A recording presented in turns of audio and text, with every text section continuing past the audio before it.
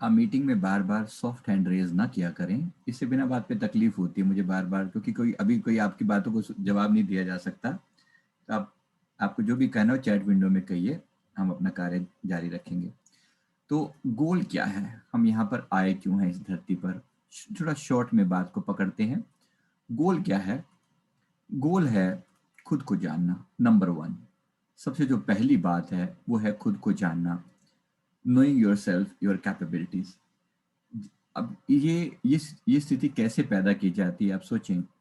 जीवन में जितनी भी परिस्थितियां आपको दी जाती हैं, इन सब को, इन परिस्थितियों के लिए आपको ऊपर थ्योरी पढ़ाई जाती है। ठीक है, आपको थ्योरी पढ़ाई जाती है। जिंदगी का हर एक चैप्टर जो यहाँ पर हम प्रैक्टिकल देख रहे हैं, इसकी थ्योरी ऊपर कवर कर दी गई होती है। ये अलग बात है कि हमें बहुत सारी बातें आज हम कहें कि रिकॉल करो, तो रिकॉल हम नहीं कर पाएंगे, लेकिन वो हमारे अवचेतन मन में बिल्कुल इम्प्रिंट के कर दी गई हैं। हमारे गहरे मन के अंदर उनको इम्प्रिंट कर दिया गया है। जो भी हमें हमें सिखाया जाना है, उसे बड़े गहरे तरीके से हमारे मन में डाला जाता है, अवचेतन मन में डाला जाता है। जिस समय हमारा हिसाब किताब हो रहा होता है ऊपर, इसके बारे में मैंने आपको कई बार बताया है, उस समय में ये सारी चीजें हमारे मन में डाली जाती हैं। तो वो चैप्टर क्या है सबसे इंपॉर्टेंट, वो है खुद को जानना। अब खुद को जानने के लिए आप दुनिया भर की कार्यवाही जो हम करते हैं, अलग अलग रोल प्ले करने को दिए जाते हैं खुद को जानने के लिए। ठीक है, बेसिकली सीधा सीधा सवाल होता है, how do you perform as a human being, how do you perform as a child, how do you perform as an adult, how do you perform as a son, as a daughter, as a father, as a mother। ये सारी हमारी अपनी अपनी capabilities के को जांचने के तरीके होते हैं। फिर हमारा जो प्रोफेशन है उसमें भी हमारी जांच की जाती है कि आपके सामने एक सिचुएशन रख दी गई है, आप देखिए उसमें आप कैसा बिहेव करते हैं, एक पर्टिकुलर सिचुएशन में आपका कैसा बिहेवियर होता है। तो ये सारा का सारा एक एक प्रैक्टिकल लैब जिसे कहते हैं ना, लैब, एक लैब है। थ्योरी पढ़ाई जा चुकी है, यहाँ पर आकर प्रैक्टिकल हो रहा है। तो ये पहली चीज, खुद को जानना, knowing your self, your capability, वो तभी समझ में आता है जब आपको प्रैक्टिकल करवाया जाता है। और प्रैक्टिकल करवाने के बाद ही बाद में फिर कंक्लूजन निकालते हैं आप बैठ के। सिचुएशन ऐसा नहीं, पहले थ्योरी बहुत पहले पढ़ा दी गई है, यहाँ पर जब हम आए हैं ना, वो थ्योरी के ऊपर एक पर्दा सा डाल दिया गया है। इसको बोलते हैं, जब जन्म के समय जिस जो पर्दा दिमाग पर डाला जाता है, जिससे हमारे पिछले जन्म का कनेक्शन इस जन्म से कट हो जाता है, उसको बोलते हैं the void of ignorance. Void of ignorance एक ऐसा शून्य है जिसमें से हमें गुजारा जाता है, एक ऐसा शून्य में से हमें गुजारा जाता है जहां हम पुरानी बातों को भूल जाते हैं। उस शून्य को अगर हम आज भी पार कर लें, तो वापस अपने पिछले जन्म को और अपनी पिछली सारी घटनाओं को देख सकते हैं। मैं जितनी भी बातें आपसे करता हूं, जो भी नॉलेज मैं कई बार शेयर करता हूं, ये हमने वही वही वर्ड को क्रॉस करके देखा है। उस वर्ड को क्रॉस करने के बाद वो सारी चीजें दोबारा से आप देख सकते हैं। तो knowing your capabilities, knowing your self पहला टास्क है। क्या होता है ये? अपनी क्षमताओं को जानना, मेरे अंदर ये कैपेबिलिटी भी है। जब तक आपको वो रियल सिचुएशन नहीं दी जाएगी, आपको कैपेबिलिटी कैसे समझ में आएगी? सोचिए, थ्योरी में तो बता दिया गया कि आप बहुत कैपेबल इंसान हैं, लेकिन प्रैक्टिकली कैसे पता चलेगा जब तक आप सिचुएशन से डील नहीं करेंगे? तो जीवन की हर घड़ी, हर परिस्थिति एक सुपर कंप्यूटर के द्वारा डिजाइन की गई है, और राइट टाइम पे, राइट चीजों पे, राइट स्थान पर आपको रखा गया है। ये बात आप समझ सकते हैं, हाँ या ना? ये बात समझ में आ रही है? तो एक बार इस बात को समझें। एक एक बात से अब एक और तरीके से समझ सकते हैं। आपको पता है आप यहाँ पर कैसे बैठे हैं? आप इस क्लास में आज बैठे हैं, इस क्लास की नींव अब से, मैं कहूं कि अब से 10,000 साल पहले रख दी गई थी, आपको कैसा लगेगा? 10,000 साल पहले? क्या बात कर रहे हो, कैसे लगेगा 10,000 साल पहले रख दी गई थी? कैसे? भाई साउंड की प्रॉब्लम के लिए मुझे मत कहा करें, somebody can take care of that part. कोई यहाँ पर एक मैसेज डाल दिया करें, अब मैं आपको क्या बोलूँ, बार बार मैसेज लिखते हैं, मुझे थोड़ा ऑड लगता है। ये मैसेज मैं डाल रहा हूँ, आप प्लीज ये मैसेज आप में से कोई जरा एक वॉलेंटियर बन के डाल दिया करें, इससे ज्यादा हम कोई हेल्प नहीं कर सकते। चलिए, हमारी ये हमारी ये जो मीटिंग है, इसकी नींव अब से 10,000 साल पहले रख दी गई थी। कैसे? इसके पीछे बहुत सारे कॉजेज हैं। एक एक मैं अगर आपको इसको थोड़ा बैक ट्रेस करके लेकर जाऊं, कैसे हो रही है ये मीटिंग। आप हमारे ग्रुप से जुड़े हैं, उससे पीछे जाएं, कैसे जुड़े आप। आपको कहीं ना कहीं कोई मैसेज फ्लैश आउट हुआ होगा, आपके मन में एक खोज होगी, आपके मन में एक सर्च होगी जीवन में। क्यों थी आप ही के मन में वो सर्च, किसी और के मन में क्यों नहीं है वो सर्च? कौन सी चीज है जो आपको यहाँ पर लेकर आई, कौन सी खोज आपको यहाँ पर लेकर आ रही है? वो खोज कैसे आपके दिमाग में डालेगी, किसने डाली वो खोज? कैसे बचपन से आपकी ओरिएंटेशन अलग थी और बच्चों के मुकाबले में? बाकी बच्चे जहाँ खेलना कूदना नाचना गाना पसंद करते थे, आपको पसंद क्यों नहीं आता था? आपको अकेले रहना क्यों अच्छा लगता था? बताइए, हो रहा है कि नहीं हो रहा है? सभी के साथ कोई ना कोई सिचुएशन ऐसी डाली गई होगी आपके जीवन में, कुछ ऐसे पेन दिए होंगे, कुछ ऐसे दर्द दिए गए होंगे, कुछ ऐसी सिचुएशन पैदा की होंगे। आपके माता पिता आपके माता पिता के यहाँ पर आप पैदा हुए, इन्हीं के यहाँ क्यों पैदा हुए? कहीं और पैदा क्यों नहीं होंगे? If you keep asking the question, आप पीछे जाएं, थोड़ा और पीछे जाएं। ठीक है, आप इन घर माता पिता के घर पे पैदा हुए, माता पिता आपके कब मिले, उनके मिलने की टाइम कब का था? तब वो टाइम फ्रेम अब से 25 30 40 50 साल पहले की बात है जब वो मिले होंगे। उनका जन्म कहाँ हुआ?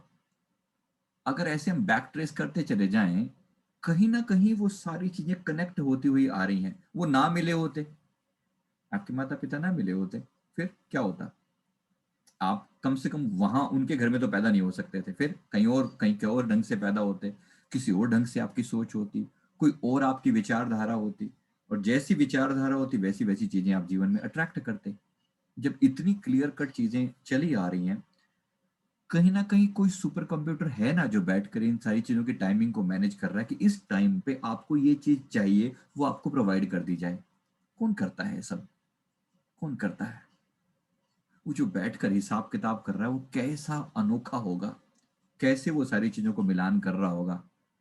ज्योतिष में कभी कभी मेरा इंटरेस्ट नहीं है, लेकिन फिर भी सिर्फ जानने के लिए कभी जिज्ञासा पैदा होती है। ये कैसे एक सर्टेन टाइम पे ये नक्षत्र, ये ग्रह, ये पर्टिकुलर प्लेनेट यहाँ बैठा हुआ है, वो वहां बैठा हुआ है, वो आपके टाइम अगर 12:10 पे आप पैदा हुए दोपहर को, 12:10 पे क्यों पैदा हुए? कोई पूछ सकता है? कोई बता सकता है? कोई इसकी कैलकुलेशन कौन करे बैठ के? ये सब चीजें कौन डिसाइड करता है? क्या इतना बड़ा ये सेलेस्टियल सिस्टम चल रहा है, जो गैलेक्सीज चल रही हैं, ये जो ब्रह्मांड इधर से उधर हो रहा है, मतलब ये जो मूवमेंट चल रही है, जो इतना विराट सिस्टम है, ये बिना किसी सुपर कंप्यूटर के चल रहा होगा? वो सुपर कंप्यूटर जिसको हम कह रहे हैं, उसी को हम भक्ति की भाषा में परमात्मा कहते हैं। ठीक है, टास्क क्या है? खुद को जानना। एक बैटल फील्ड आपके सामने बिछा दिया गया है, खुद को जानना, अपनी क्षमताओं को जानना। इसमें जब तक आप उन दुखद परिस्थितियों से नहीं गुजरोगे, आपकी क्षमताएं निखर कर नहीं आती। आपको कैसा पता चलेगा कि आप इतनी डिफिकल्ट सिचुएशन में कैसे बिहेव करोगे? How do you come to know? आपको पता तभी चलता है जब आपके सामने वो सिचुएशन लाई जाती है। और जितनी डिफिकल्ट सिचुएशन आती है, इसका मतलब उसको किसी खास काम के लिए तैयार तैयार किया जा रहा है। उसको किसी खास काम के लिए तैयार किया जा रहा है। ठीक है, हर दुख आपको और स्ट्रांग बनाने के लिए आता है। ये खुद की जानने की यात्रा ऐसी ही है, थोड़ी टफ है, लेकिन इसके अलावा कोई और रास्ता नहीं है। दूसरा, इस जीवन में आने का उद्देश्य है अपने कर्मों का हिसाब करना। डेफिनेटली पिछले जन्मों में जो हमने यात्रा करी है, उसका अगला पड़ाव, फिर rest of the part of the story जो आपको सामने है, वो कर्मों का हिसाब। ये इस पे ऊपर हम पहले कई बार सत्संग कर चुके हैं, बड़ा कॉमन टॉपिक है। तो ये टॉपिक है अपने कर्मों का हिसाब करना। सबसे इंपॉर्टेंट पार्ट, इसका हिसाब कैसे हो, क्या किया जा सकता है अपना हिसाब करने के लिए? सिंपल, कार्मिक डेट क्लियर करने, कोई लेना था, कोई देना था, कोई हिसाब करना था। अपने कर्मों का हिसाब करने का मतलब है अपनी गलतियां स्वीकार करें और कर्मों के दंड को खुशी से भोगें।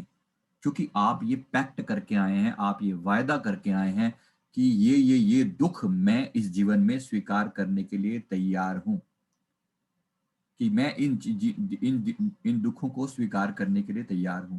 ये आप वायदा करके आए हैं। यहां आकर अगर आप अपने वायदे से मुकरते हैं तो फिर आपको कोई अच्छे लेवल पर नहीं ट्रीट किया जाता, आपको कोई अच्छे लेवल पर ट्रीट नहीं किया जाता, राइट। आप यहाँ पर अपने आके अपने वायदे से मुकरिए मत कि भाई मैंने तो नहीं नहीं, मेरे को ऐसा क्यों होगा जीवन में, वैसा क्यों होगा, ये तो मुझे पता ही नहीं था, इतना दुख क्यों आ रहा है आखिर मेरे ऊपर। हमारे पास जितने भी लोग पास्ट लाइफ रिग्रेशन करवाते हैं ना, सबसे मेजर सवाल ये होता है, आखिर मेरे साथ ही क्यों, आखिर मेरे साथ ही सब क्यों हो रहा है। बड़ा कॉमन क्वेश्चन है, आखिर मेरे साथ ही क्यों। क्योंकि आपने मांग करी है। कभी कभी मैं पूछता हूं ना गुरुदेव से कि ये आखिर इसके साथ क्यों। गुरुदेव कहते हैं चिट्ठा दिखाएं, ये देखने को तैयार है, करें इसके सामने इसका हिसाब किताब। एक एक कर्मा अगर खोलने बैठ गए ना, एक एक कर्मा अगर खोलने बैठ गए ना, कोई कोई आपको आपको बचाने वाला नहीं होगा वहां पर। अगर हिसाब किताब सामने रख दिया जाए ना, तो ऐसी ऐसी हालत खराब होती है जब कर्मों का सच में। इवन हम लोग भी जब बताते हैं कि भैया ये आप ये कर्म करके आए हैं, ऐसे करके टॉर्चर किया था आपने इस बंदे को, आज आप बड़ी बड़ी बातें कर रहे हो, आज कह रहे हो कि ये व्यक्ति मुझे क्यों ऐसे तंग कर रहा है, मैंने तो इसका कुछ भी नहीं बिगाड़ा, मैंने तो कुछ भी नहीं बिगाड़ा। आज आपने नहीं बिगाड़ा, लेकिन जो बिगाड़ के आए हो, जब बिगाड़ रहे थे तब आपने किसी से परमिशन ली थी क्या। आपने बहुत बुरा बिगाड़ा है, थोड़ा नहीं बिगाड़ा, बहुत बिगाड़ा है, इतना गंदा बिगाड़ा है जिसका कोई हिसाब नहीं। किसका हिसाब दोगे, कोई खेल है क्या। सिंपली गलती स्वीकार करें। लोगों का दिल नहीं मानता, नहीं मानते लोग। अरे मैं कैसे मान लूं कि मैंने कोई गलती करी है, इस जीवन में तो मैंने कोई गलती करी नहीं। हिसाब किताब बड़े भारी हैं, आपको कहीं ना कहीं तो मानना पड़ेगा। जिस ठाकुर से ना ही चारा, ताको कीजिए सद नमस्कारा। गुरबाणी में सीधे सीधे वचन लिखे हैं कि अगर आपको सच में, अगर आप लड़ सकते हो तो जाओ किसी ऐसे सुप्रीम कोर्ट में खुदा के अगेंस्ट वो डालो, दरखास्त डालो, एफआईआर करवा दो भगवान के अगेंस्ट, कि भगवान जो है जुल्मी है और इसने ये गलतियां की हैं, ये देखो फालतू में मुझे कल्प्रेट बना रहा है, मैंने तो कुछ किया ही नहीं। आपको उस दरगाह से पहले आप एक बार पीएलआर करवा लो, आपको बता रहा हूँ, आपके आधे सारा 90% तो हिसाब आपको यही बता देंगे कि आपने क्या क्या गुनाह किए हुए हैं। और ऐसे मोटे मोटे गुनाह हैं कि बस पूछो मत। आज हम बहुत शरीफ लगते हैं एक दूसरे को, आज हमें लगता है कि बस मैं, तो ऐसा हो ही नहीं सकता, मैं और ये गलती सवाल ही नहीं पैदा होता। अरे मेरे मन में तो ख्याल भी नहीं पैदा होता, मेरे मेरे पैर से तो चींटी भी नहीं मरती। ये क्यों होता है आप जानते हैं। क्योंकि कुदरत का रूल है। जैसे रूल क्या है, अगर आप, एक व्यक्ति इस जीवन में मान लो अपने नौकर के ऊपर बहुत अत्याचार करता है, वो मालिक है, उसका नौकर है, नौकर के ऊपर वो जो कहता है, बेचारा नौकर गरीबी के कारण कुछ बोल सकता नहीं, उसके ऊपर वो अत्याचार करता है, चिल्लाता है, गुस्सा करता है, चीजें दे मारता है, गाली देता है, वट एवर, ठीक है, एग्रेशन दिखाता है एक नौकर के ऊपर, क्योंकि नौकर एक नौकर ही है। वो बेचारा करे तो करे क्या, वो मजबूर है, उसको नौकरी करना है, चार पैसा कमाना, अपना परिवार पालना है। अब जब इसका हिसाब किताब होगा तो क्या होगा आप जानते हैं। आपके सामने सिचुएशन लाके खड़ी कर दी जाएगी, आपके सामने बिल्कुल सिचुएशन, ये नौकर आपको दिखाया जा रहा है, ये नौकर, ये आप इसको डांट रहे हैं, ये आपको चिल्ला रहे हैं, इसके मन की स्थिति को समझो। आप बोलते हो मुझे तो उसके मन की स्थिति ठीक लग रही है, मैं मालिक हूं, मेरा काम है, मैं मेरा काम नहीं कर रहा था, डांट दिया मैंने, मार दिया मैंने, दो लपेड़ मार दिए। अच्छा, जरा आप इसकी जगह होते तो कैसा लगता। Okay, let me put you into that situation. वो बोलते हैं आपको एंजल्स कि मैं आपको उस स्थिति में डाल के दिखाता हूं। आपको टेम्परेरीली आपके माइंड को एकदम मोल्ड कर दिया जाता है, चेंज कर दिया जाता है कि इस स्थिति में जाओ और ये व्यक्ति तुम्हें डांटे, मतलब तुम खुद ही डांट रहे हो, तुम खुद डांट रहे हो और तुम खुद डांट खा रहे हो, जरा डांट खा कर देखो, देखो कैसा लगता है।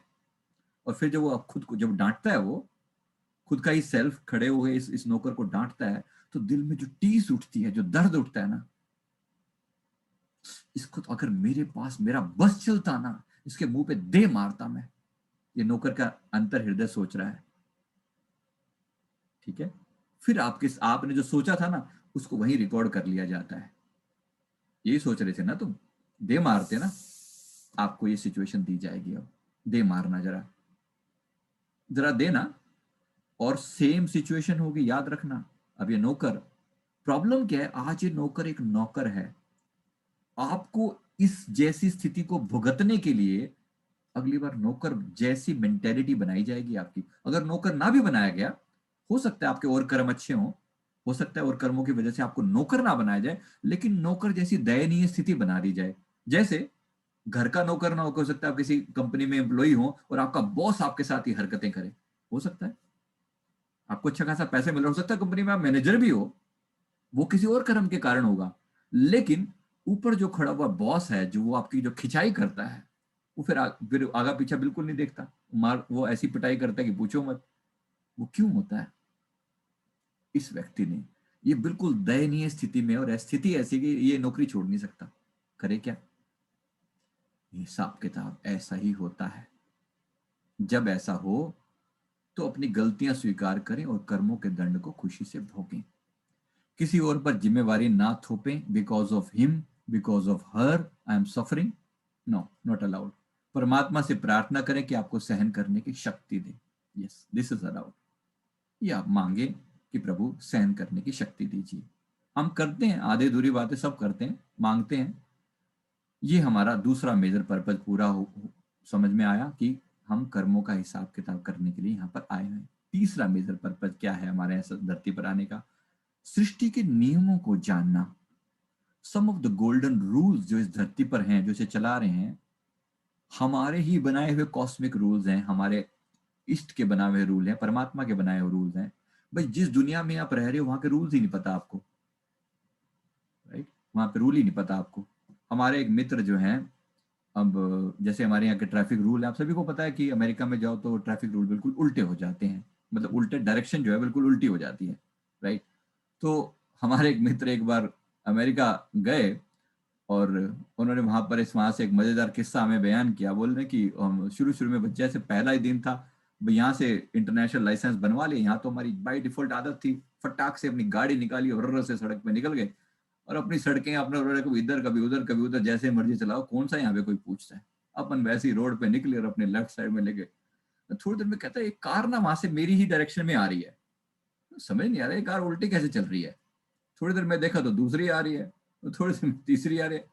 तो लगा सारी कारें उल्टी क्यों आ रही हैं, उल्टी डायरेक्शन में क्यों आ रही है, ये क्यों आ रही थी? वो खुद उल्टी डायरेक्शन में जा रहा था। कारें तो वही अपनी डायरेक्शन में ही आनी थी, उनको जैसे आना था वो वैसे ही आ रहे हैं, वो खुद उल्टा जा रहा है। जाहिर सी बात है उसके मन का एक पैटर्न है, सृष्टि के नियम नहीं जान रहा वो। उस जिस धरती पर वो गया है वहां के नियम क्या है, ये तो उसे पता होना चाहिए ना।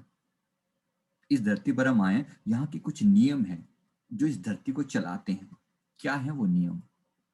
टोटल 17 अलग अलग नियमों का पता लगा है। फिर भी जितना समझ में आता है, कर्मों का सिद्धांत उनमें से एक मुख्य है, संतुलन का सिद्धांत, लॉ ऑफ बैलेंस। बहुत सारे नियम हैं, बहुत सारे मोटी मोटी, लॉ ऑफ अट्रैक्शन, ये नियम है, सिद्धांत हैं जो इस धरती पर चला रहे हैं। और बहुत सारे नियम हैं जिनका आप हिसाब किताब में अभी बताने के लिए समय नहीं है, लेकिन टोटल 17 नियम किसी ने अलग अलग जगह पर व्याख्या किए हैं, 7 नियम अलग अलग जगह पर बोले हैं, कई 7, कभी 17, कभी और भी कई टाइप के हैं। तो ये 3-4 सिद्धांत मैंने यहाँ पर लिखे हैं, ऐसे बहुत सारे और नियम है जिसके अंतर्गत ये पृथ्वी चल रही है, इस सृष्टि के नियमों पर आधारित है। इन नियमों को आपको जानना बहुत जरूरी है। अगर आप नहीं समझते तो यहाँ पर आपकी पिटाई निश्चित है, ठीक है? ये नियम को जानना। चौथा यहाँ पर्पज है लोगों की सेवा करना, ये सीखना कि सृष्टि में हम म्यूचुअल सर्विस के लिए बने हैं, एक दूसरे के लिए बने हैं, सर्विंग द पीपल। मुख्य नियम है ये भी एक, तन से, मन से और धन से सेवा करना, निस्वार्थ सेवा करना, निरअहंकार होकर सेवा करना, सेवा करते हुए ये नहीं जताना कि मैं सेवा कर रहा हूं, मैं बहुत बड़ा काम कर रहा हूं। निरअहंकार होकर, निरअहंकार होकर। कभी आपने सूरज को इगोइस्टिक होते हुए स्टेटमेंट देते हुए देखा कि भाई साहब मेरे कारण ये धरती चल रही है, ये लोग सरवाइव कर रहे हैं, ये जो 8 अरब की आबादी दुनिया में है सब मेरे कारण सरवाइव कर रहे हैं? इस सत्य को तो आप जानते हैं ना, राइट? अगर वहां पर गलती से सूरज बुझ जाए तो आप भी यहाँ पर बुझ जाएंगे, ज्यादा टाइम नहीं लगने वाला। सूरज बुझेगा, यहाँ बुझते हुए हमें देर नहीं लगेगी। कितनी देर की बात है, कुछ मिनटों का खेल है बस। कुछ मिनटों के अंदर सूरज ना होते सारा कुछ ना हो जाएगा। सूरज क्या, एक छोटा सा अपना प्लेनेट ही इधर उधर हो जाए, डायरेक्शन थोड़ी सी इधर उधर हो जाए, अर्थ की जो डायरेक्शन है जो 51 डिग्री कुछ एंगल पे जो टेढ़ा वो खड़ी हुई है, थोड़ा सा बस 0.01% इधर उधर हो जाए, बस सारा गेम ओवर है। कितनी सारी चीजें, करोड़ों चीजें, अरबों खरबों चीजें एक साथ सिस्टमैटिक ढंग से काम करते हैं, तब आप इस धरती पर सांस ले पाते हैं। अभी आपने श्वास ली, एक सर्टन अमाउंट ऑफ ऑक्सीजन आपके यहाँ पर मौजूद है।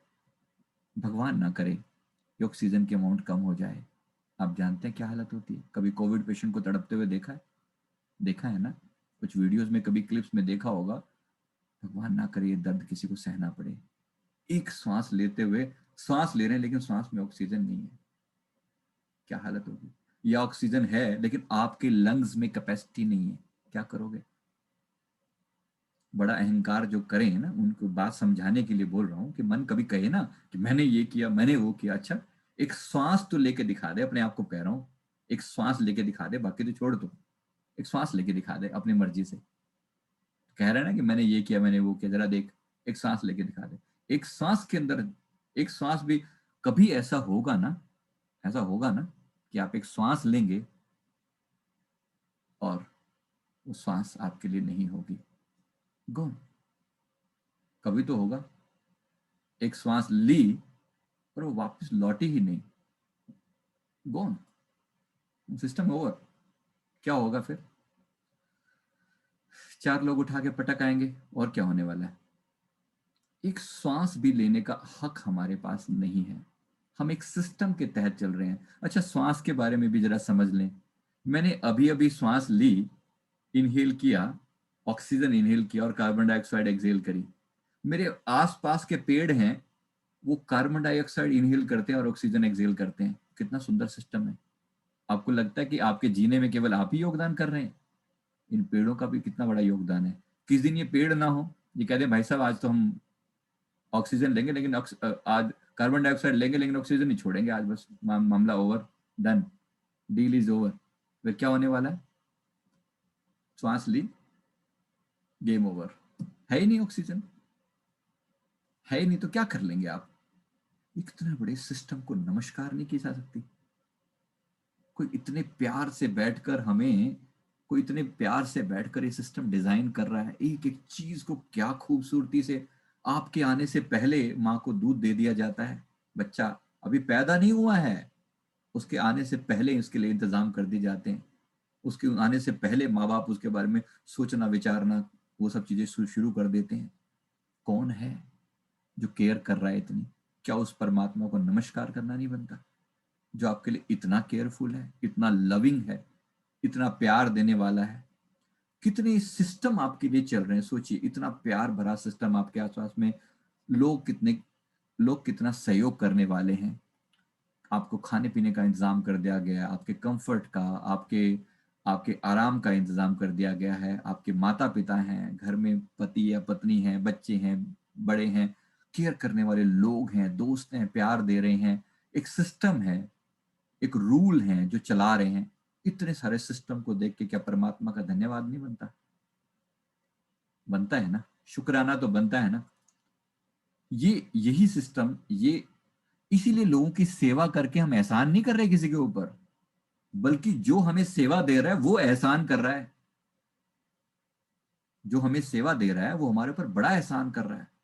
कोई हमसे अगर फूड स्वीकार कर ले, हम किसी को राशन देने जाते हैं ना, हाथ जोड़ते हैं उसको, तो तुम्हारा शुक्र है जो तुम यहाँ पर बैठे हो। अगर तुम्हें जरूरत ही ना होती तो हम किसको देकर राजी होते?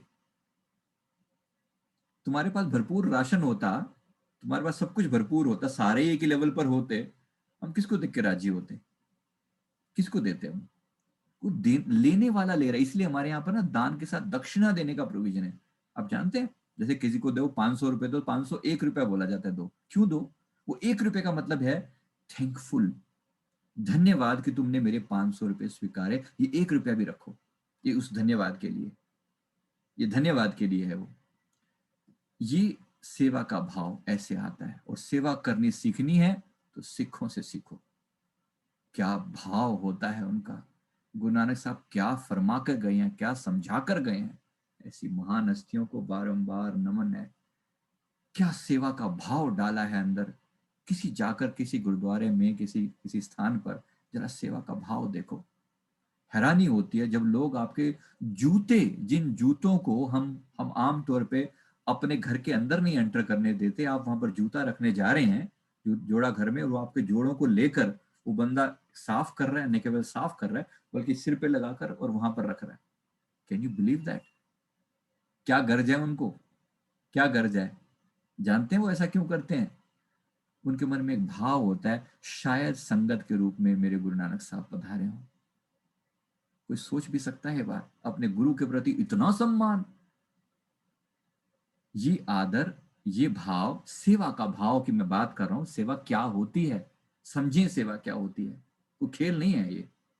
इतनी नम्रता, इतना प्यार, इतना आदर। फिर वो वही जोड़े जो वो रखेंगे ना, उसको पहले वहां साफ भी करेंगे।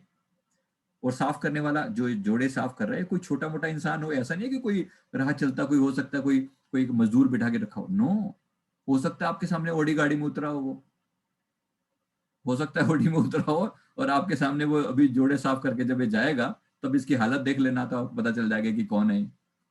मतलब हम ये नहीं कह सकते कि वहां पर इतना प्यार सिखाया जा रहा है, इतनी महानता, इतना लेवल सिखाया जा रहा है। किस हद तक तन और मन और धन की सेवा की जाती है, ये सिखों से सीखने लायक है। निस्वार्थ निरअहंकार होकर सेवा, निमाणे होकर सेवा, गुरु नानक साहब ने ये परंपरा चलाई है।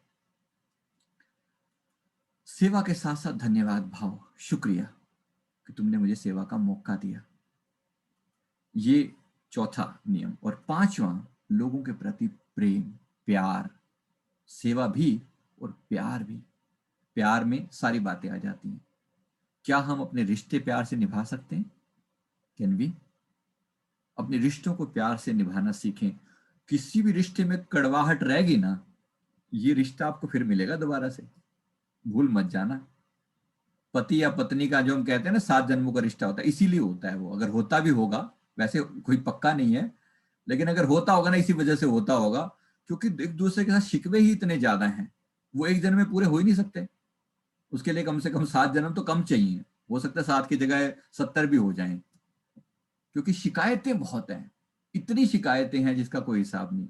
शिकायतों को दूर करने के लिए ही जन्म बार बार लेना पड़ता है। जब तक शिकवा शिकायत है, जानना, जब तक शिकवा शिकायत हो, जानना तुम ही खलनायक हो। तो ये खलनायक हम ही हैं अगर हमारे मन में भी शिकवा बचा हुआ है तो लोगों के प्रति प्रेम और परमात्मा के प्रति भक्ति भाव ये डेवलप हो सके। जो मैं आपको ये महिमा बता रहा हूं उस परमेश्वर की, क्या ये भक्ति भाव मन में पैदा हो रहा है या नहीं हो रहा? समझ में आ रहा है? उस परम पिता ने जिस जो बैठकर ये सारे रूल बना रहा है, क्या उसके प्रति श्रद्धा नहीं आती? क्या उसके प्रति दिल में प्यार नहीं पैदा होता कि वाह यार क्या खेल कर रखा है तूने, क्या खेल कर रखा है। क्या सुंदर आसमान को देखकर, उड़ते हुए पक्षियों को देखकर, लहलाते हुए वृक्षों को देखकर, बदलते हुए मौसमों को देखकर उसके प्रति एक वाह का भाव नहीं उमड़ता? वाह प्रभु वाह, क्या बात है। गुरु नानक साहब ने यही, जब वाह गुरु वर्ड बोला था ना, बस यही, वाह गुरु वाह, क्या बात है। बस वो वाह गुरु जो है, आज सिखों का वो बीज मंत्र बन गया है, वाह गुरु। क्यों, किसको देखकर बोला? उस परमात्मा को देखकर, उसकी अद्भुत लीला को देखकर, उसके खेल को देखकर। कुछ कुछ समझ में आ रहा है? क्या मन में भाव पैदा हो रहा है? क्या उसके प्रति नमस्कार करने का दिल नहीं कर रहा? जिस ठाकुर से नाही चारा, ताको कीजिए सद नमस्कारा। क्या खेल कर रहा है वो बैठकर। और वहां थोड़ी बैठा है, वो यहां भी बैठा है। वो यहां भी बैठा है, आपके भीतर भी तो वही बैठा हुआ है। वो भी तो खोज कर रहा है, वही तो खोज कर रहा है बैठकर, आप ही के भीतर बैठकर आप ही की खोज करवा रहा है। आप अपने आप से अपनी खोज करवा रहे हैं। सोच के देखो कितना सुंदर खेल है ये। तो ये 5 लेवल पर हम पहले ही बात को समझें। तन मन धन से सेवा करें, निरंकार होकर सेवा करें, निस्वार्थ होकर सेवा करें, और जब हम स्पिरिट वर्ल्ड में वापस जाएं, परमात्मा के द्वार पर वापस जाएं, तो हमारे नाम के आगे टिक लग जाए कि भाई इसको जो काम भेजा था ना, बंदा बिल्कुल काम पूरा करके आया है, अगली बार इसको और अच्छा काम देना, इसने बिल्कुल परफेक्ट काम किया है। सोचो, माँ बाप कभी देते हैं ना, बच्चों को विदेश भेजते हैं, कितना पैसा लगाते हैं, खासतौर पे हमारे पंजाब में, हरियाणा में तो बहुत ज्यादा होता है, और पंजाब में सबसे ज्यादा, मतलब वो भर भर के एक बंदे को, हो सकता है वो अपने खेत बेचकर, जमीन जायदाद बेचकर जो है ना, लोगों को भी किसी तरीके से बच्चा जाके सफल हो जाए। एक काम के लिए भेजा, एक पर्पस के लिए भेजा। वो सोचिए, वो काम, वो पर्पस पूरा करके बच्चा साल, 2 साल, 3 साल, 5 साल में लौट आए और कहे कि देखो, आपने मेरे को जो काम किया था, ये अपने पैसा दिया था, ये आपने मूल दिया, मूल का मैंने मूल वापस कर दिया, उसके गुना 4, 5, 6 गुना मैंने उसके ऊपर जो पैसा कमाया, वो सब पैसा भी लाकर आपके चरणों में उसने रख दिया, तो माँ बाप का दिल कितना खुश होगा। वाह, क्या काम, क्या बात है, बच्चे ने हमारा आना जाना सब सफल कर दिया। राइट? क्या फर्क पड़ रहा है जब ये बच्चा कमा कर ला रहा है तब, और अगर ये कमा कर ना लाए और जो लेकर गया था वो भी गंवा आए, तो फिर क्या हालत होगी? अगली बार आप इसको भेज पाओगे क्या? कभी नहीं भेजोगे आप इसे, अगली बार तो कभी नहीं भेजोगे। उसके हरकतें ऐसी नहीं है, उसने काम ऐसे ही नहीं किए कि आप उसको दोबारा से भेजो। इसलिए कोशिश ये करें कि अब इस बार, पहले तो हमें पता था या नहीं पता था, लेकिन अब जब हम वापस जाएं, तो जाके परमात्मा के सामने हम भी शुक्रिया अदा करते हुए, धन्यवाद के साथ, जो कमाया था, कमाया क्या था, क्या दिया था उसने हमें? दिए थे श्वास, श्वास दिए थे, श्वास रूपी पूंजी दी थी, जाना इस धरती पर, यूटिलाइज करना, अच्छे कर्म करना, जो पीछे जो गोल थे वो गोल पूरे करके आना, खुद को जानकर आना, काम पूरे करके आना, सारे कर्मों का हिसाब किताब पूरे करके आना, लोगों की सेवा करना, लोगों से प्यार करना, और जब करके वापस सिमरण करना, सिमरण करना, आत्मज्ञान को प्राप्त करना। और जब आओगे, जब वापस आओगे, तो परमात्मा फिर खड़े होके वेलकम करेगा कि हाँ भाई, कमाल कर दिया है, क्योंकि जो जो जो हम जिस पर्पस को लेकर गए थे वो पर्पस पूरा कर दिया। अगर ये पर्पस पूरा ना हुआ, तो फिर वो जूते पड़ते हैं, वो जूते पड़ते हैं जिसको हम कहते हैं ना नर्क, वो नर्क फिर चाहे वहां या यहाँ, सब झेलना पड़ता है। इसलिए अभी अपनी यात्रा का एक अच्छे से समझे कि हम मिस्टेक कहां पर कर रहे हैं। क्या हम अपने इस यात्रा को सही टाइम दे रहे हैं? क्या अपने आप के ये जो पांचों टास्क हमें कुदरत ने दिए थे, क्या इन पांचों टास्क पर हम अपना टाइम दे पा रहे हैं? अगर दे पा रहे हैं तो हम सही जा रहे हैं, going in the right direction. अगर नहीं दे पा रहे, तो फिर इस बात को समझ लीजिए कि ये चेतावनी है, एक वार्निंग है, कि अगर ये नहीं दिया गया तो कोई बड़ी बात नहीं है। कब काल हमारे सिर पर आकर खड़ा हो जाए और हिसाब किताब मांगना शुरू कर दे, कनपटी पे रखे, चलो वापस हो गया टाइम अब, क्या वो आएगा तो बताकर थोड़ी आएगा? जिस दिन आकर, आने से पहले इन्फॉर्मेशन थोड़ी देगा कि भाई साहब बस चलो, टाइम हो गया। कोई जरूरी नहीं है। इसका मतलब यह है कि जब इतना जब डिफिकल्ट हो, इतना जब यहाँ पर ना तो रहने का, जीवन का पता, ना मृत्यु का पता कब होनी है, कब क्या हो जाए, इस समय में अपना काम जल्द से जल्द बना लिया जाए। अब अपने आप से सवाल करें, are we doing the right task? क्या हम वो सब कर रहे हैं जो हमें करना चाहिए? क्या हम अपनी मेहनत से सेटिस्फाइड हैं?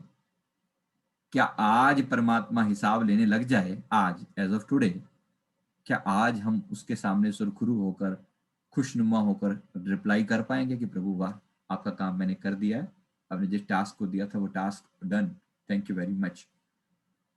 अगर आज हम कर पाए तो फिर कल भी हो पाएगा। अगर नहीं भी, आज तक भी नहीं हुआ ना, और डायरेक्शन भी ठीक है, कम से कम सही दिशा में जा रहे हैं, सही दिशा में जा रहे हैं, तो डेफिनेटली फिर भी आप कम से कम आज भी कह सकते हैं, परमात्मा आपको आज भी रास्ता दिखाने को तैयार है कि आप जाएं और अपना काम पूरा करके जाएं। तो टास्क में कमी नहीं रहनी चाहिए। सबसे पहला जो टास्क है, खुद को जानने की यात्रा, सेल्फ अवेकनिंग। क्या आप उस अवेकनिंग की राह पर चल रहे हैं? अगर चल रहे हैं तो आपको धन्यवाद है, आप बधाई के पात्र हैं, जाएंगे तो बहुत अच्छे। और अगर नहीं चल रहे, तो अपना प्रयास दोबारा से डालना शुरू करें, कोई जो कमी है उस कमी को पूरा करें। Is it clear? मेरी बात समझ में आ रही है? Okay, perfect. चलिए, अब हम जरा यात्रा का दूसरा पार्ट हम शुरू करते हैं। अब अगर आपके अवचेतन मन में यही बात कूट कूट कर बिठा दी जाए कि आप यहाँ पर एक महान कार्य करने आए हैं, तो कैसा रहेगा? समझ में आएगा? Will it be good? डाल दिया जाए सबकॉन्शियस माइंड के अंदर ये बात, ये पैटर्न, कि हम किसी तरीके से हम भूल ना पाए, एक भी श्वास हमारी व्यर्थ ना जाए। आज का टॉपिक सिर्फ इतना है, श्वास श्वास सिमरो गोविंद। किसी तरीके से श्वास श्वास में नाम याद रह जाए परमात्मा का, परमात्मा का नाम याद रह जाए, ऐसा याद रहे कि फिर भूल ना पाए। क्योंकि सारा गेम, सारी जो कीमत है ना श्वासों की है, ये बात समझ लेना। जब हिसाब होगा ना तो श्वासों के बेस पर होगा, कितनी श्वास दिए गए। आप जानते हैं कितने श्वास होते हैं? अप्रोक्सीमेटली 21,600 एक दिन के अंदर श्वास आते हैं। कैसे? लगभग 4 सेकंड का एक श्वास होता है, लगभग। इनहेल एक्सेल जब हम नॉर्मल लेते हैं तो 2 second inhale, 2 second exhale. 1 minute में लगभग 15 श्वास। और इसी को अगर आप 1 घंटे में कैलकुलेट करो, राइट, और फिर मल्टीप्लाई कर दो 24 से, तो 21,600 के करीब ऐसे मोटा मोटा बैठता है। तो ये हिसाब अगर कैलकुलेट करते हुए हम एक्सटेंड करें कि जितना जीवन इस धरती पर आके रहे, मान लीजिए हम 70 साल का जीवन रहे, मल्टीप्लाई बाय 70, ठीक है, मल्टीप्लाई बाय 70, इतना हमें श्वास दिए गए। अब जब हिसाब लिया जाएगा तो पूछा जाएगा कि भाई इन श्वासों के बदले में क्या खरीदा, क्या खरीदा? ये आपको दिए गए हीरे हैं, ये दी हुई पैसे हैं, कीमत है, इसके बदले में क्या बाय किया? तो क्या श्वासों के बदले में क्या लिया जाना चाहिए? क्या वो समय जो मैंने आत्म साक्षात्कार के लिए बिताया, या लोगों की सेवा के लिए बिताया, या किसी को प्रेम देने में बिताया, या किसी को मोटिवेट करने में बिताया, या किसी को सही राह पर लाने में लगाया, राइट, या अपने फर्ज पूरे करने में लगाया, या परमात्मा को के बंदों की सेवा करने में लगाया, ये सारा समय तो सार्थक है, ये सारा समय तो सार्थक है। इसके अलावा बाकी सब उसके ऊपर ऐसे क्रॉस लग जाएगा। तो इसको अच्छे से समझ लीजिए कि ये जो टाइम है ये इसी काम को पूरा करने के लिए है। आप अपने जीवन में जो भी शब्द परमात्मा का दिया हुआ चुना है, उसको जरा अपने दिल में दोबारा से याद कर लें कि वो घड़ी, वो वेला दोबारा से फिर से आने वाला है जब हिसाब किताब लिया जाने वाला है। और अब शर्मशार नहीं होना, ये तो ऐसी कुट पड़ेगी, ऐसी पिटाई होएगी कि बस फिर आप संभाल नहीं पाएंगे। अभी तक तो इग्नोरेंस में बात चली गई। हमने कहा कि भाई प्रभु मुझे तो पता ही नहीं था। पिछली बार जब गए थे तो ऐसी ही पिटाई, हमने बड़े लोगों की पिटाई होते हुए देखी है वहां पर। सीधे जाके बोल देते पता ही नहीं था, हाथ खड़े कर दिए। क्या आप ये बोल पाओगे कि पता नहीं था? अब आप सत्संग तो अटेंड कर ही लिया है, ये भी रिकॉर्ड हो चुका है ऊपर। ये भी आपकी डिमांड रही होगी कि यार आपने बोला होगा ऊपर कभी ना कभी कि प्लीज एक बार रिमाइंडर दे देना, नीचे जाके भूल ना जाऊं, लास्ट टाइम भूल गया था तो बहुत बहुत पिटाई हुई थी, इस बार नहीं, आप प्लीज रिमाइंडर दिलवा देना किसी से। तो उन्होंने कहीं ना कहीं किसी के मन में संकल्प डाला, उसके लिए एक क्या करोड़ों संजीव मलिक है, पता नहीं किसके दिमाग में संकल्प डाल दे, आपको याद दिला दे कि भाई डन है मामला, ठीक है। अब रिमाइंडर तो दिया जा चुके, अब देखो क्या हम सच में रिमाइंडर के बाद भी ऐसा तो नहीं कि अलार्म को हाँ मारा और फिर से जाके सो गए। अब अगर ये किया फिर देख लेना, फिर हिसाब किताब बड़ा बुरा होने वाला है। इसलिए प्यार से, जिस टाइम के लिए जो चीज जिस घड़ी के लिए वेट कर रहे थे ना, राइट टाइम है। हर चीज इस समय में मोस्ट अप्रोप्रिएट है। आप सोचिए, क्या नहीं है? मोस्ट अप्रोप्रिएट है। खाना पीना सब चीजें सुविधाजनक हैं, घर के कंफर्ट में बैठे हैं। बाहर निकल के वैसे पिटाई होनी है, जरूरी है? घर बैठ के ही अपना शांति से बैठ के, बाहर जाने के रास्ते ही बंद कर दिए गए हैं। अब सिर्फ एक ही रास्ता है भीतर जाने का, सिर्फ अवेकनिंग का है रास्ता। और रास्ता क्या है? और कहाँ जाओगे इसके अलावा? कहाँ जाओगे बताओ? अभी इतना खतरनाक वाला लॉकडाउन तो नहीं लगा कि वो पिटाई हो, लेकिन पिछली बार तो जैसे हुआ था, पकड़ पकड़ के कैसे पुलिस वाले पीटते थे, अभी वैसा तो नहीं लगा। शुक्र है, परमात्मा ऐसे में ही समेट ले। प्रार्थना तो करिए कि 4-5 दिन में वो ग्राफ नीचे आना शुरू हो जाए। अभी हो जाएगा, ऐसा आश्वासन आया है ऊपर से। जरा आप भी दिल से कर देना ताकि जो ग्राफ नीचे आ जाए, कंट्रोल में आ जाए चीजें। बार बार प्रार्थना कर रहे हैं किसी तरह से एंजल, गलतियां हमारी बड़ी हैं, बड़ी गलतियां हैं, बताते हैं ना तो बड़ा दिल को ओखा होता है, दिल बड़ा परेशान होता है। चलिए इसके बारे में हम बाद में बात करते हैं। आइए अब अपनी यात्रा शुरू करते हैं। तो एक बार सीधे बैठ जाएं, हम अपनी अंदरूनी